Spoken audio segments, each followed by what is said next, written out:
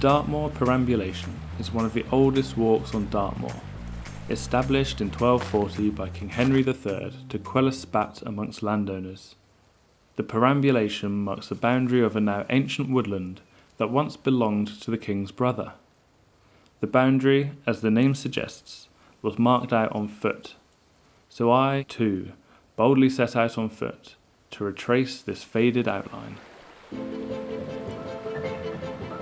With little woodland remaining, navigating the original boundary was a feat.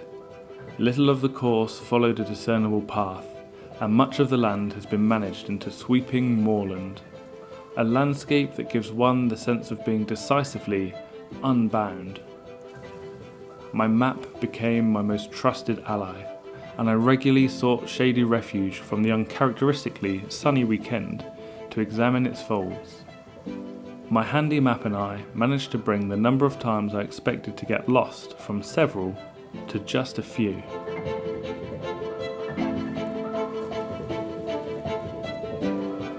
Midday, the path led me past a dilapidated farmhouse.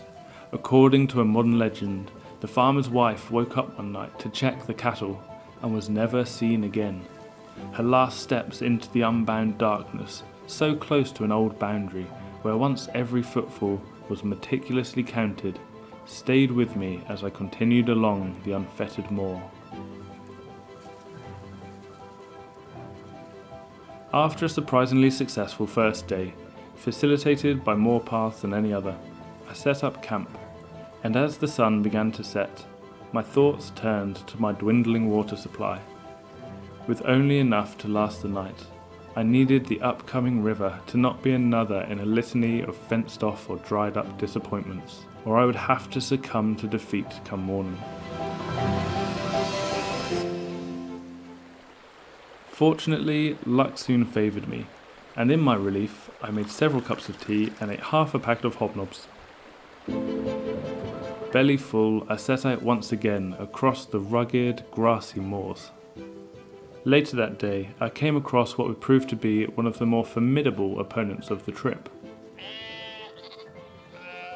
A steep descent to the River Oakmont West, over grassy knolls and rocks, to battle an even steeper ascent up toward the other side.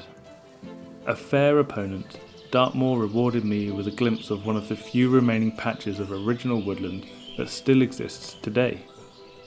The Blackator Copse is a beautiful, yet paltry reminder of the forest this walk used to encompass.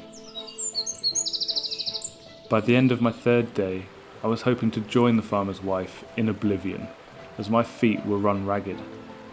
A close second to disappearing into the void was soaking my feet in the river. Bliss after a long, hot weekend.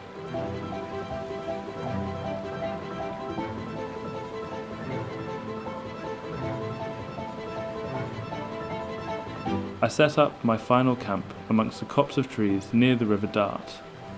I came in time to realise the significance of where I was. Amongst the descendants of those very trees the perambulation bounded centuries ago.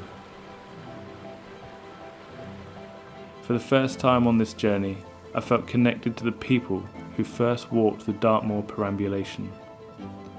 I had managed to walk in the shadows of their shoes.